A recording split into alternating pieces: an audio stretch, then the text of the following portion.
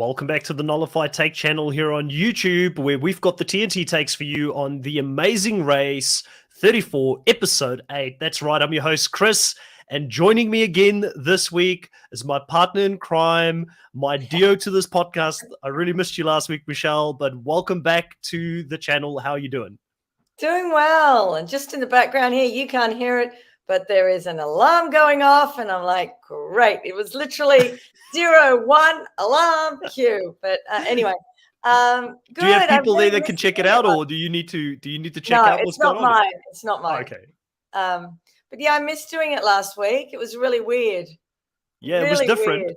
And Lovable Nikki, welcome back to the live as always, saying Michelle is back with 3 heart emojis, golden heart emojis as well, I should add.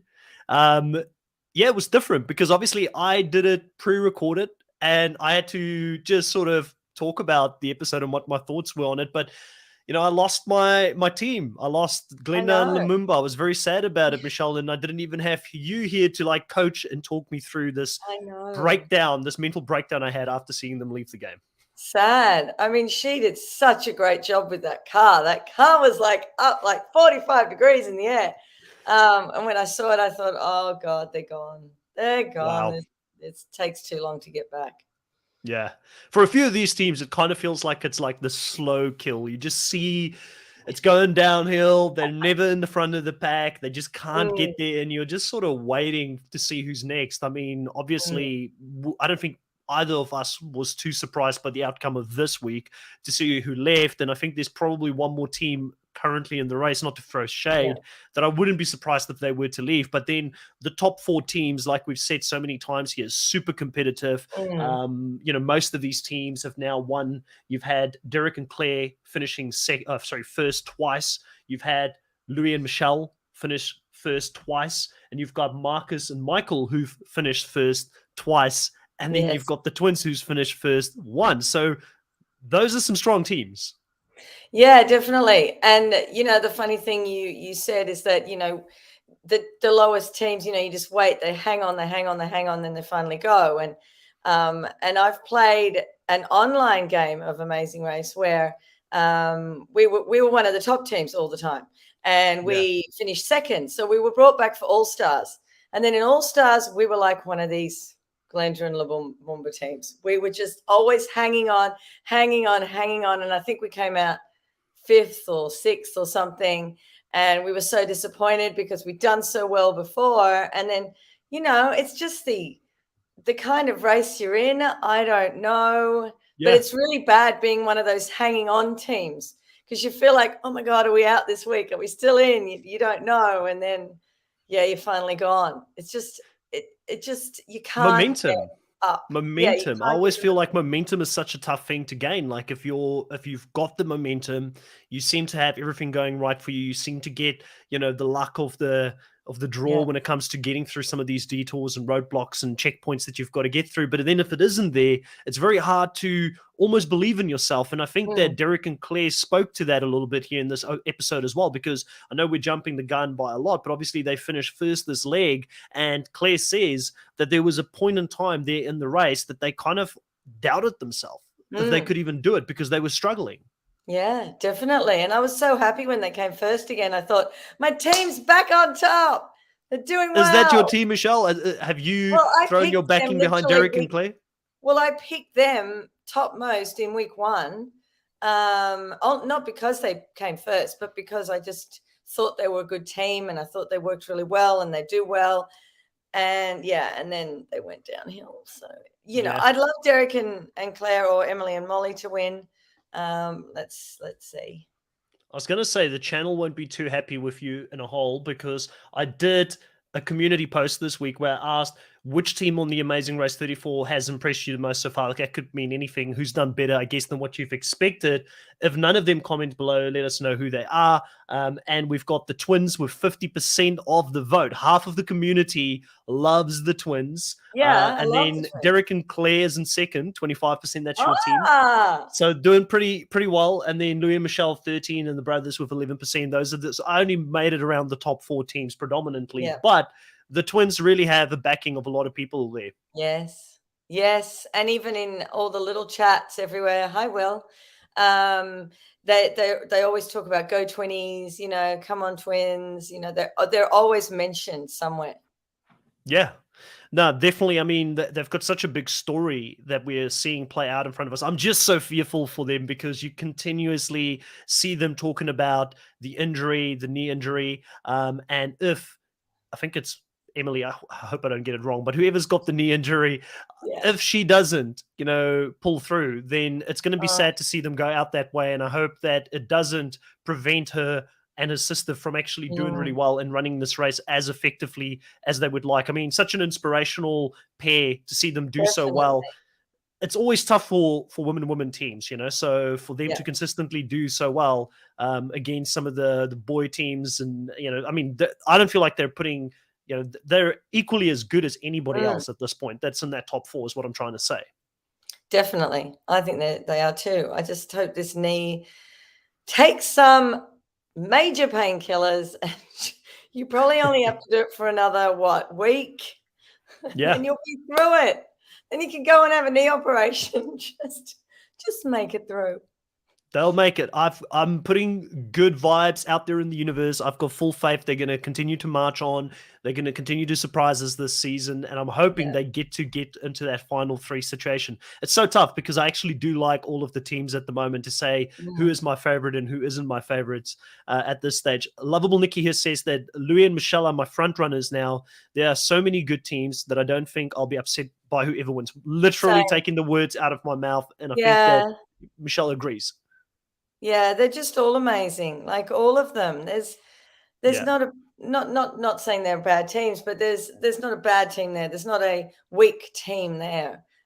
Even when Quinton and Matty left today, I was like, oh wow, because they weren't a bad team either. So I think it came down to navigation for them and Yeah. the way that the seasons play out. We've said it so many times on the podcast now, the navigation from point A to point B is so important. So if you lose time there, it could be, your weakness, your Achilles heel that could make you lose the game. And funny enough, we get a very strong team in the military brothers for the first time making a mistake navigating from the checkpoint from the first, well, I guess the starting point to the first checkpoint into I believe it was in Toulouse that they had to go to from Dome. And he makes a bit of a judgment call and makes a big mistake here that puts them back from being at the front of the pack and making them fall all the way down to fourth here in this league. Yeah, there's a bit of traffic on this leg. I don't think we've seen this much traffic for a while. I can't remember. I feel like this is the biggest cities that they've gone into so far because I kind of felt like they went off the beaten track for a lot of these leagues. Exactly. And the whole of last season was pretty regional. So this is a big city for them to have to contend with. And those maps are huge in the back seat. They don't even fit in the back seat. Like, God. Aubrey, that Aubrey scene was funny. It's like she's got maps everywhere in the back window, on the side windows. It looks intimidating, right? And they have to go from this point to the next point. They have to drive there. When they said that they were going to Toulouse, I'm probably mispronouncing it. Sorry for everybody in France. Right, that's what Phil said, Toulouse. Toulouse, yeah. So they're going to Toulouse. And when I heard that they were going to Toulouse, Michelle, I was super excited. I got excited when I saw the preview last week because I knew they were going to go to rugby capital, over in France, because Toulouse has got a very, very good rugby team. I was aware of the fact that their local team has won 5 European championships. I'm aware that they've won, I believe, over 26 or something, 21 championships over in France as well. They're a very, very successful team. And I knew that there's going to be something with rugby in there. And being a South African, rugby is kind of in my blood. I know. I saw it come up and I'm like, oh my God, Chris, you'll be loving this. And then I also thought, Phil, you'll be loving it because he follows the All Blacks. So I thought, this is good. And I actually know a bit about rugby, so I knew what they were doing. So it was fun to watch. I mean, I just knew the drop kick part of it would be the hardest part because I can't do that. I know young boys here from a very young age do the drop kicks all the time. And I just marvel at how the ball doesn't go off in another direction and they just know what to do. So, and it It's a did prove skill. to be that. It did prove to be the hardest part of that task. Yeah, it's definitely a skill, and we'll talk about that. Just want to backtrack a little bit here. Lovable Nikki brings up a valid point. She says Michael needs to be more assertive. He lets his brother walk all over him a lot when it comes to the decision making. I've got my thoughts on that. I do agree he needs to be a bit more assertive, but I think it's hard when you've got an older brother because I've got a younger brother as well, and I get the whole dynamic between older and younger brothers sometimes. What's your thoughts on this, Michelle? As I ask you, my thoughts on it is that Marcus is about 10 years older than him. He obviously his whole life has been like this older brother, kind of Yeah. caretaker to his younger brother. His younger brother Mm. probably has a lot of respect for him, and I think it's a respect thing. And especially coming out of the military, where rank is important and seniority is important, I think he probably defaults a little bit more on his brother making some of those main decisions. But I do agree because Michael did. He actually noticed the right way to drive when Marcus Yeah. overruled him. I mean, I'm the oldest in my family. So, yes, I did take control a lot when I was younger. I think my sister came into her own as she, grew older and older and older. And now we're pretty even. And if we Yeah. went on the race together, we'd be pretty even. So, yeah, I mean, depends if he wants to take the direction because it's easier for someone else to say what to do, and then you won't be blamed for doing the wrong thing. You won't be blamed for making the wrong decision, giving a wrong suggestion. Some people like someone else to take the lead, to take the pressure off them, and that's what he could be doing. Yeah, no, 100%. And I think that's probably what he defaults to as well. And like I said, there's a bit of an age gap there. Iga, welcome back to the live. Iga's asking, what was the secret to the perfect drop kick on rugby? What did the Chris. contestants do wrong? Right? Okay, so this is my moment to shine. Hopefully, I don't fail and get some sort of a rugby coach on here saying that I'm absolutely wrong about this. But I was looking at it, and for Marcus, he seemed to be the one that struggled the most, and we could see it even in the preview that he was going to struggle. And I kind of called it out a little bit even before it happened this specific week when the episode aired. And a lot of what Marcus was doing wrong is that he had his timing completely wrong, and timing is so key when it comes to doing a perfect drop kick. So I think he was over eager. And for a lot of people, they're not used to when they kick the ball, like you could have seen when Quinton got there, he wanted to kick it without dropping it on the ground because that's a natural instinct to just kick the ball out of hand. But it's all about timing, dropping it with the bottom of the ball, hitting the ground. And as it hits the ground, within about a second, split second after that, you got to get scooping underneath it, hit it quite center, and it will go forward. But timing is something that's hard. If you haven't, I can't shade Marcus or any of these people for struggling, even though a few of them got it very quickly. Louis, well done. I think he got it on his first attempt. Could be a great rugby player for America. They might be looking for some players. But I can't shade it because, Michelle, if you were to put me out there playing baseball, having played cricket my whole life, used to a ball bouncing on the ground before I hit it, I'm sure in baseball I'd be terrible. It's a different skill set. With the young girls here in Australia, they'll play netball, and all of a sudden they're put into basketball, and they forget to dribble, they forget to travel with the ball, they pivot in a spot, and yes, it's so funny watching them trying to change between one sport to another, and yeah, it would be hard. Yeah. Chris rocking the David Mohawk. I don't know. Really? I didn't notice. And Lovable Nicky here says, I agree with both of you regarding the brothers make sense, especially after Michael left his stuff at the roadblock the previous episode. Yeah.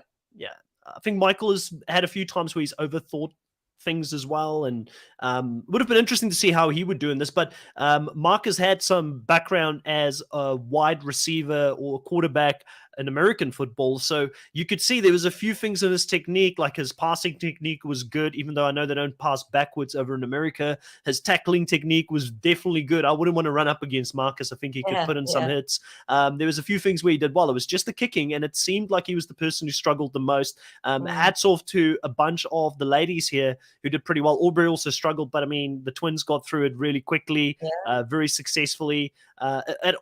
In total, it looked like the drop kick was the thing that would have gotten most people in trouble. But yeah, I would have felt comfortable. I mean, I've done, and in fact, I may have even slotted a few drop kicks when I was back in school. So it's something that I quite enjoy doing. I loved being out on the paddock, doing a couple of drop kicks before practice. Look, I think it's amazing. If you can connect with a ball, it's amazing. Yeah, I mean, listen, it's like I said, it's something, it's timing. You need to grow up with it. It's probably very difficult to pick up if you just didn't do it from a very young age. It's like an ice skater skating backwards. Like, don't even Yeah. let me try and play ice hockey skating backwards because I'd be landing flat on my face. I can tell you that I much. can go backwards. All right, show It's off. harder to turn back around the right way, but I can turn around quick Yeah. from going forwards. I can suddenly turn and go backwards. But yeah, I mean, ice hockey is pretty good because they've got a bit of padding on, so you wouldn't be as scared to fall over. Yeah. Well, this first part of the episode, I think they get through it pretty successfully or easily in general. Like I said, the only person struggling is Marcus, but he doesn't fall any further behind than sort of what he arrives there, being in fourth spot. Obviously, the twins were first to get there, followed closely by Derek and Claire and Louis and Michelle. And we find out that Derek and Claire and Louis and Michelle, they're going to be working together. And there is a bromance blossoming out there on The Amazing Race. Yeah, like you should do one and I should do one. This is there for. No, we're on the Am wrong I doing slide. it wrong? This doesn't work. Okay. No, wait. There we go. I told you. We're terrible You've at got to this. get over this side. Come on, if I can do it, you can. Okay. It's very fun. It's really hard. There you go. Oh, that's terrible. I don't know if we can qualify to be part of the brochachos of Louis and Derek, but they've got this really cool relationship starting, like this bromance blossoming out there and they're working together.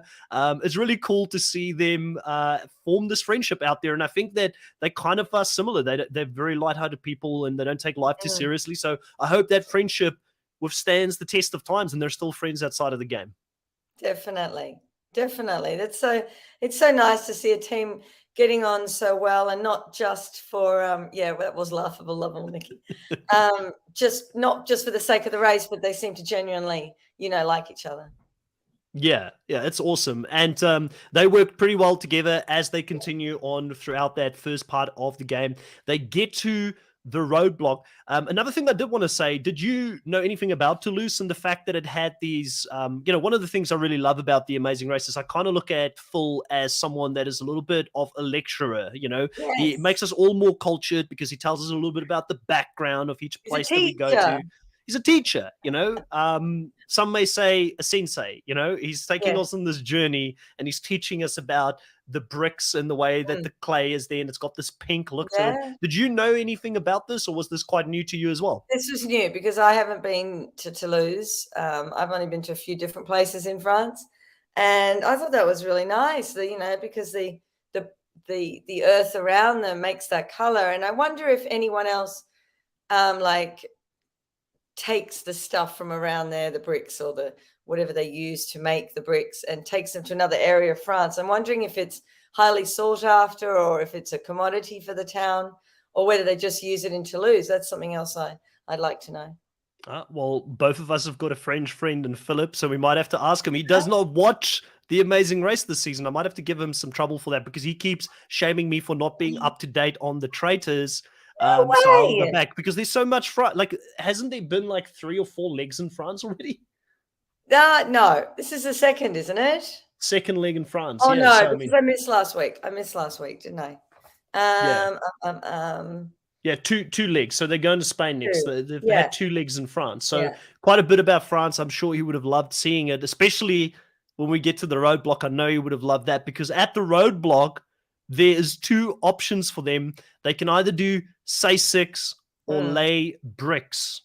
And say 6, they've got to remember 3, I think it's 2 phrases from 3 poets from a poem, and then they have to reiterate it when they get to a judge, basically. Yes. And with lay bricks, they've got to place these bricks down almost like a puzzle type of thing in a certain order to be able to get to the next thing.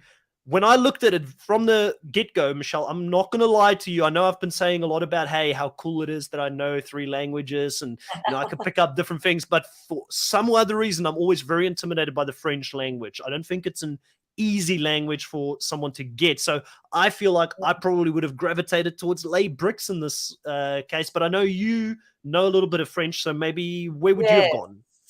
And you know what I think, because I would have seen laid bricks, and I'm thinking, God, do we have to get out the mortar and pestle, or not the mortar and pestle, the little tool, and do we have to actually make a wall, because they've had to do that in other amazing races? And I'm thinking, God, which one would be faster? Whereas that bricks one was I saw it to be quite quick.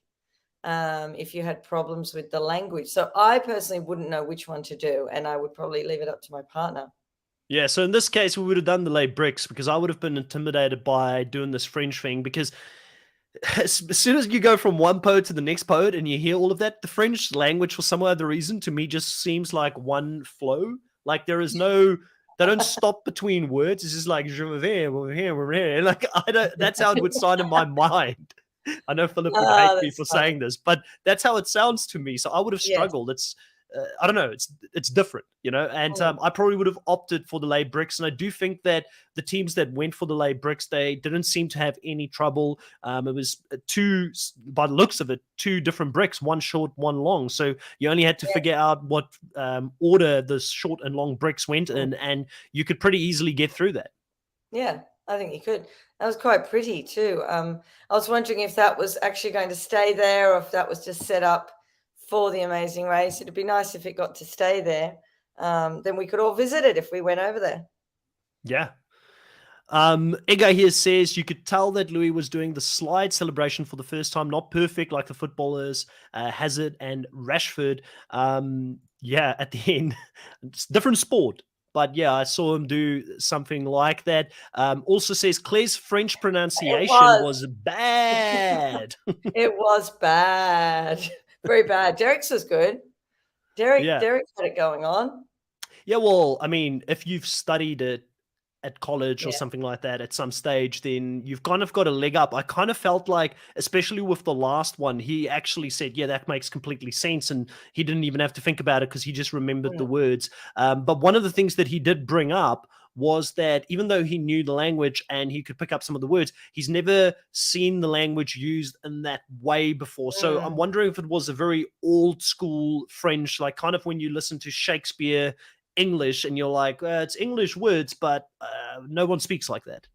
Well, some of the words when you speak a sentence in French, it's not like in English where you have the adjective and the noun. Well, it is basically, but they move things around.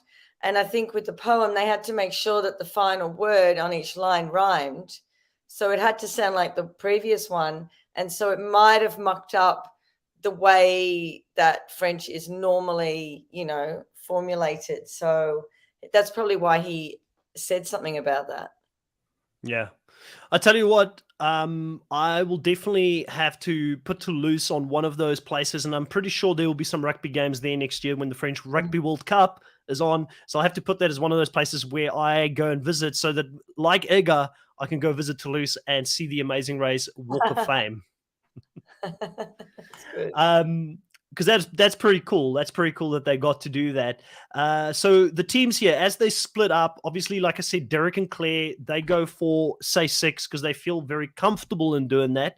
Having one person understand the language and speaking it to a certain degree, that obviously gives you a massive leg up. The other team that gets there with them, obviously, is the other half of the Brochachos, Louis and Michelle. They get there. They also choose to do say 6, but immediately after the first, when they go to the second person reading out the poem, they decide to move and do the other one. Now, I know, Michelle, you hate it when people switch up detours. What did you think of this? But they did it fast. They didn't spend a long time there and then suddenly decide, oh, this is really bad. We're not getting anywhere. We'll move. If you get to somewhere and you decide in the first few minutes it's not for you, that's okay. Depending on if they're close. If they're not close, it puts another whole spanner in the works. But if they get there, decide and move, that's okay. Yeah, I agree. I mean, that was literally what Louis said. That's their one rule for switching up detours, that if they do it, they do it quick and they make a decisive decision and move on. And I think it ended up working really well for them because obviously they don't actually lose ground here. No. Derek and Claire very easily gets away there first before anybody else gets there. But it's going to continue to be Louis and Michelle and also Emily and Molly that are going to stay in second and third place. One thing we did kind of skip over was that just getting from this one checkpoint or this roadblock to the detour, they had to go to another place to find a musician playing a cloister, I believe it was, or the French trumpet. Oh, French horn. The French horn. There we go. French horn. It was And a garden very apt considering we were in France. And yeah, it was good. It's got a beautiful sound. Yeah, very beautiful. The guy who was in it, who was playing the horn, reminded me of someone that played in Game of Thrones. He was like, he also played in a few other shows. He played this year, what you won't know, played in The Mandalorian for Star Wars, and he's a famous actor that's played in a few. But I'm like, this guy looks like that actor. But I know The Amazing Race wouldn't have been able to afford him to go do that. But yeah, he very much reminded me of that person when I saw him. But not important. We see a lot of people sort of swapping leads and getting lost getting there. The twins end up going down a parking lot at some stage. Wait, was this after they went to the bricks or still before? Is this before they got to the bricks? It's a good question. I think they may have. Either way, like people were getting lost. They got lost on the way there, and so it was as they were going. I just had a look at my notes. It was as they were going to the detour. They went into a parking lot, took a wrong turn, and then didn't have a credit card. Imagine trying to explain to someone in 2022 that you don't have a credit card. You can only pay by cash. Luckily for them, they could pay by cash. Or I don't have any money. Let me out. I can't afford to pay anything. Mind you, Chris, one of the Australian teams did do the wrong thing once. Did you ever hear about our lovely team who went into, where did they go? They went into a consulate in another country. They just drove in and they were practically arrested. They were taken by the security guards. Wow. I have to tell you this whole story. I'm trying to think who it was. Story time. It was Amazing Race 2, one of the best Amazing Race Australia's, and they've given this the best, one of the best in the world. Yeah, they went into a weird place. At least these two just went into a parking lot. Yeah, and they could get out.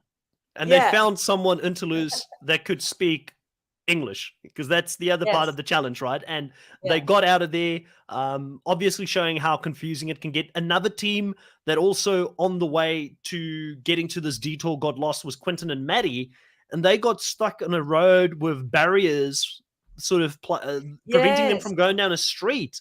And luckily for them, again, they had a place where they could talk to someone, find someone that could speak English to actually let them out. Like, it seemed like they yelled out the window at a random person saying, "Can you put the bollards down?" Like, I don't understand. Is it one of the shops by the side of the road that can do that? Like, I know in Sydney, you can't just put them down. You've got to have a special key and, you have to be a special person to do it. I don't know. It's hard to know how much time they lost doing that. How long were they sitting there before they could actually get someone? A lot throughout this race. Why didn't they just reverse down the street? Yeah. Just reverse. There's so many times I've just reversed a car down the street to the sheer horror of my passengers. But who cares? You need to get out of the street. You go backwards. Yeah, 100%. I mean, I don't know what the rules were there. I don't know if there were traffic behind them. It wasn't clear if there were people sitting behind them trying to get out as well. That's an issue if there's someone sitting behind you. Yeah. And those streets didn't look very wide. But if they live there, they're not going to have gone down that street. Yeah. Would they? Really? If there were other tourists, they would have followed them and thought, "Oh, great, now we're all trapped here." Yeah, but absolute craziness. A lot of teams getting lost this leg. Definitely, I think for a lot of them, it wouldn't have been a leg that they would have remembered fondly, unless you are Derek and Claire, obviously, who had a phenomenal leg here. But they get there, and then the other teams, the teams that sort of get into that second bracket, you have out of all of those teams, obviously the military brothers saying they're going to go for, say, 6 because they think they could potentially make up some time on the twins and also on Louis and Michelle and whoever is in front of them. They do pretty good. I feel like the twins slammed this one out of the park. But They why didn't didn't show. they do language when they were so good at, was it Hebrew? They were so good at that. Like, why didn't they do that? I don't understand. Because they're good with the intellectual stuff. Yeah. I don't know. I mean, a question we could hopefully ask them when they, hopefully after the season, we get them on for an interview. I know Marcus have been checking out the content quite a lot. And every week we get a comment from him saying and giving additional information on things that we bring up and questions that we have. He always gives us the inside scoop. Thank you so much for that, Marcus. Shout out to you. And also Louis, who's been quite frequent to message us on here as well. Really appreciate some of that feedback that the racers are giving us, but they did a really good job. It looked like they got out of there in their first attempt from what I saw. So that was impressive to see. They definitely made up some time, but not enough to get ahead of Louis and Michelle and also the twins who do get second and third place here at the end of this leg. The other teams that do go also for, say, 6 is going to be Aubrey and David, and also Quinton and Maddie, but it's unclear to me if they got to the detour at the same time. I couldn't see them ever interacting with each other. So for all we know, Quinton and Maddie was out of this even by the time they got to the detour. Yes, yeah. They seem to be far behind everybody else. So really, these driving legs have really, sorted people and moved the leaderboard around. And I think that's a good thing, because it's not always very, a linear race. Yeah. Lovable Nikki here says, Quinton and Maddie said that once they came into the area, the barriers came up behind and in front of them. The lighty thingy had a call box, so Maddie got out and asked to be let out. So that's lucky that trouble. If you've got bollards at both sides of you, you've done something wrong, or you look bad. You probably shouldn't have been down that street. It was probably a restricted street for certain businesses and courier drivers to go down there. And yeah, well, if you're in a foreign country and you don't know where you're going, things can happen. It can escalate very quickly. That's quite funny, though. That'd be scary, because obviously the bollards at the front come up, so you're stuck. And obviously they don't want someone like me in that street who's going to reverse. So put up the back ones as well. Yeah, I've got a feeling some other people have tried it before, and that's why they're like, we're one ahead of you. We're one ahead of you. You think that you're playing checkers and we're playing chess. Is what they're thinking on their side. But Aubrey and David, they do squeak in here. David, someone that picks up languages pretty quickly as well. They had a change of strategy here this leg, Michelle, with Aubrey becoming the driver and David looking at the map. Do you think that maybe now Aubrey and David can thrive? Because I think when we talk about the teams that are left currently in the race, most of us would be thinking Aubrey and David, they're probably out next. Do you think this is a little bit too late for them to still gain some momentum? Or do you think that this is the winning strategy moving forward? Look, you know what you see so much on this race is the man driving and the woman looking at the maps. Where in real life, usually, I'm not trying to be sexist, but usually the man is better at navigating than the woman. A man is usually better at a map than a woman. Oh my God, please don't kill me, people. But, with me, I told you before, I have to move the map around to make sure I'm going in the right direction. And my husband goes, you're just ridiculous. So I think it's sensible for the woman to be driving and the man to be navigating. I think that's the best thing to do. But we don't see it very often. So maybe this will help them. Yeah. Glenda and Lumumba did that, right? I think Glenda was driving and Lumumba was doing the map in the back. But yeah, it's an interesting one because the navigation is such a pivotal point. If you don't get the navigation right, no matter how good a driver you are, you're not going to get to the right place. And David had the problem in the previous leg where, they weren't very good. And I sort of made a point of mentioning this at the recap that I did last week of really getting an understanding between them and communicating. They don't have the same language when they stress. That's basically what I'm getting at. And removing the thing that made them stress out, which was the navigation part of it, and David feeling frustrated because he couldn't drive and look at the map at the same time, and Aubrey getting very vocal and kind of raising a voice at him, and he didn't like that and how he liked to be communicated to. I think there was a winning strategy for them, Yes. moving forward in the game. And I do hope I have to that they speak nicely. Like, okay. yeah, it did not work for them. But hey, listen, hats off to them. If it's not working, change something up. The definition of madness is trying the same thing over and over again and expecting a different result. Yeah. And yeah, hats off to them. Also want to bring up here that Lovable Nikki says, Quinn and Maddie said that they could see Aubrey and David leaving the mat while they were running to check in. Oh, So when they were running to check in for the pit stop, oh no, that's horrible. Yeah. That's awful when you're that close and you're out. Yeah, because I was wondering how they I looked at the boat and I'm like, is Quentin and is Aubrey and David hiding underneath the boat in the little area? Like, how did they get out of the way? I was like, where is everybody? All the teams are like hiding inside that little boat inside and having to stay quiet. Is that seriously where they're all sleeping on all those canal boats? They could. Hey, that'd be awesome. I don't think you could fit all of the teams into that one boat, but that would be a pretty cool experience. It'd be like a slumber party. Yeah. Lovable Nikki also says, I wonder why they waited so long to have Aubrey drive. I believe she cannot drive manual, but that was an automatic. Yeah. That makes sense. That makes sense because I always keep forgetting that. It's because in South Africa, manual is like the only way you can drive. Like, you're very lucky if you get an automatic, you're lucky in South Africa. So it was strange for me having to get used to driving an automatic coming to New Zealand, because in New Zealand, that's the most, similar to Australia, that's what you get predominantly is automatic vehicles. And it's strange how such a small thing can be such an Achilles heel for so many teams. God, yeah, definitely. Yeah, it's like swimming on Survivor. It's like, you've got to drive a manual on the race. Yeah, 100%. So what did you think of the pit stop with the little boat on the canal? Huge. And it was I didn't realize that they had canals like that over there. Well, same, because it looked like a lot like the English canals. Yeah. And so, I thought, oh, that's really pretty. And it's such a nice pit stop. I can't remember what season, but I think they were in England where they had to actually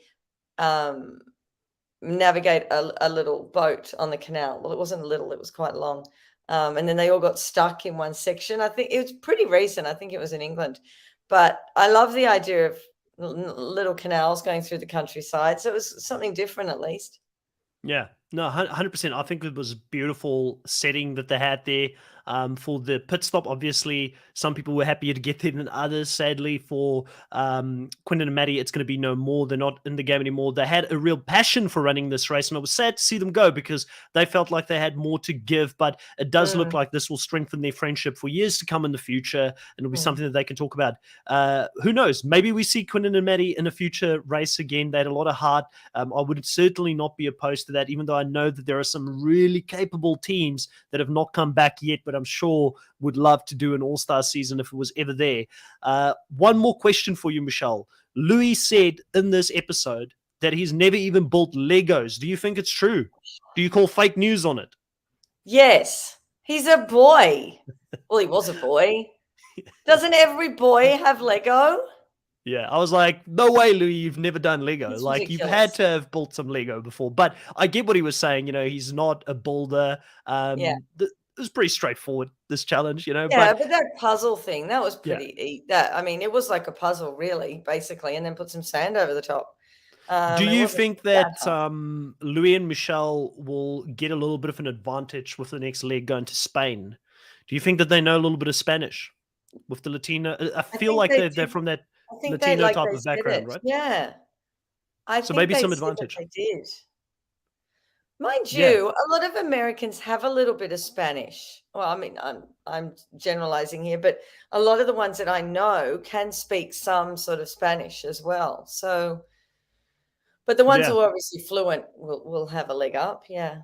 Maybe that'll be a really good one for them. So Spain is going to be next. They're going to be getting away, and Louis was outside. Weather is too nice in Florida. Yeah, fair enough. Florida apparently it's like summer all the time. It's like the Dubai of America. It's like great weather outside. So it probably wasn't playing indoors. He was outside all the time.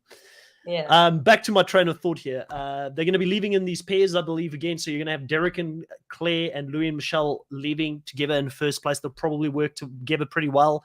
Emily and Molly and Marcus and Michael, you just can't split these two teams up. They're going to be leaving together in the second one. And I believe Aubrey and David's going to be on their own in the last one. I believe that's how it's going to be. Hopefully they're not. Hopefully they'll do a 2 and a 3 or a 3 and a 2. I'm hoping. I'm hoping I'm misunderstanding that, because yeah, that's going to be a massive disadvantage for them. But it's a massive disadvantage to be running against these 4 really strong teams at this point. Yes. If we come back next week and they're still in the race, then that's a victory in itself for them. Yeah. Yeah. Who do you think's going out? I mean, the smart money is on Aubrey and David at this stage, sadly, to be the team that's not going to make it. Marcus and Michael have been superstars for most of this, but they've shown that there is a chink in their armor. They can make mistakes. They are human, like Louis said in this episode. I do think, though, they're going to be looking at it. They seem to be very pragmatic about things, and they're going to be what else are you going to do in the hotel room overnight? You're going to be talking about the errors you made. You're going to be talking about how you can communicate better. I think they come back stronger and better in this next league. My outside chance, potentially, and I would be like, this would be sad, but it would make sense. Do we see Emily and Molly maybe a surprise shock elimination? Her knee doesn't hold up, and they just don't make it further. Yeah. She looked in a lot of pain when she got to the finishing mat. I don't know if it was tears of joy or if it was tears of pain because she was pushing through with her knee. I don't know. If I was on the race, I'd be taking pain medication just in case they wouldn't give me any, because they'd probably want to say, no, you just have to go. You have to go to the doctor, see how it is. I'd be like, no, taking pain medication until my knee broke or something. Yeah. But she's in a lot of pain. Why isn't she taking anything? It's worrying me. Yeah, lovable Nikki says, I'm afraid the twins will not be able to continue. If that happens, we riot. We start a change.org.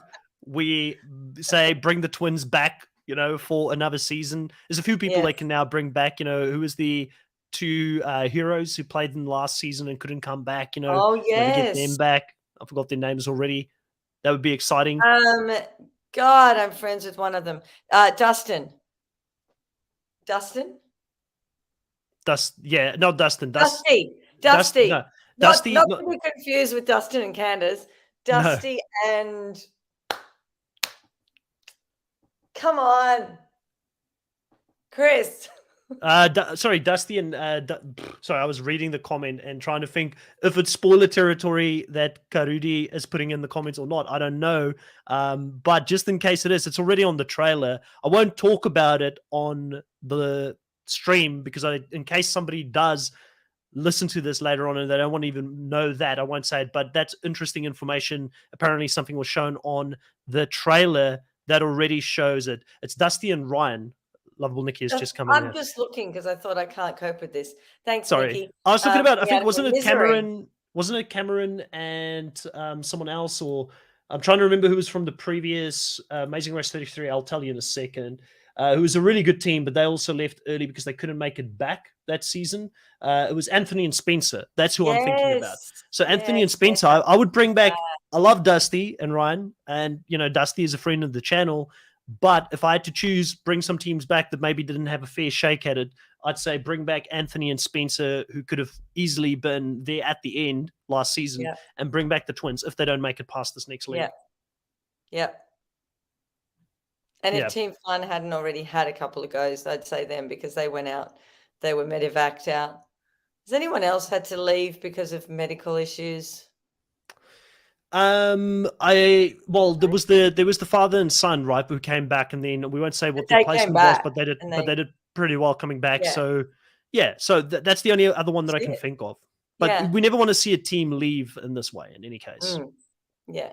Exactly. And then I think that if we look at how the teams are doing, Derek and Claire and Louis and Michelle, they're hitting their stride right now. They're like the form teams to beat.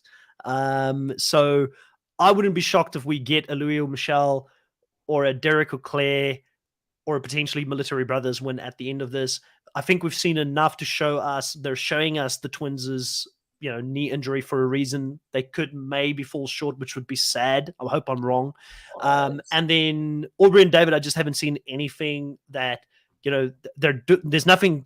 It's nothing on them. It's just the producers haven't given us much to shout for around them. Not a big enough edit. Yeah, and that's telling us that they won't go to final 3. Yeah. Or they won't win. Like they could get there, but they won't win. So I just feel like I don't know enough about them yet. So that's our takes here for this week. Unless, Michelle, is there anything we haven't touched on? I read somewhere that they think next week is a Keep On Racing League. Really? Have you seen that somewhere? No, I haven't. So another mega league?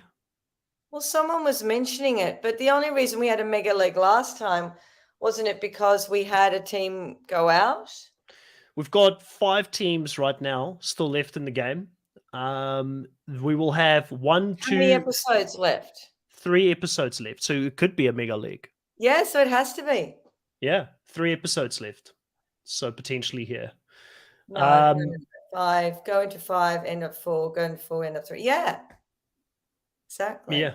I think it's 5 teams left, and it's Derek and Louis. Derek and Claire, Louis and Michelle, Emily and Molly, Marcus and Michael, and Aubrey and David. Yeah. So and by the looks of it, 3 episodes left. So we may have another mega league type of situation, which would be exciting. All right. Anything else from your end there, Michelle? I don't think so. I think that was it. Yes, got it all. I think we got through it. It was a pretty straightforward episode this time. I think that the lead hasn't really changed that much. Derek and Claire, congratulations on winning this league. Well done. You guys are back at the top going into next week. Myself and Michelle, we will be back next week to talk about the Amazing Race 34 episode 9 as they go to Spain. Quite excited to see how that plays out. So be sure to be back around the same time for the live, but we also appreciate those that watch this or listen to this at a later stage. Please consider subscribing, hitting a like, pushing the notification bell, all that good stuff to be notified when we go live. There's a lot of things happening on the channel. I'm very excited about it, Michelle. We've got the Challenge Australia starting next week. I know. On Channel 10 for the very first time. And I'm going to be hounding you, Michelle. You got to follow and watch and support this show. I will. I will, because I've got the Traders finishing on Sunday. So I need another show and I'll be in the challenge. That's okay. Get into it. If you like it, we may get you on with myself and my co-host for that, the Big Kahuna, also known as BK. He is my co-host for all of the Challenge Australia action. We'll be talking about that weekly as well moving forward. And then obviously Survivor 43 as well is still going on right now. We're potentially looking at doing a awards ceremony type of show at the end of the year for Survivor here on the channel, where we're going to be talking about the best seasons and give some awards away, the Nullified Take Awards to people that have played Survivor through all of the franchises. So the South African one, the Australian one, both the US Survivor seasons as well. Plus, this is probably one of the most exciting things. I also get to do exit interviews for the Challenge Australia here on the channel, working with Channel 10 and Paramount Plus. So very excited about that. So keep an eye out on it. All that good stuff is coming. So please support the channel, help with the growth. It's the best way to show your support. It costs absolutely nothing. And that's it. We'll catch you guys next time. Bye.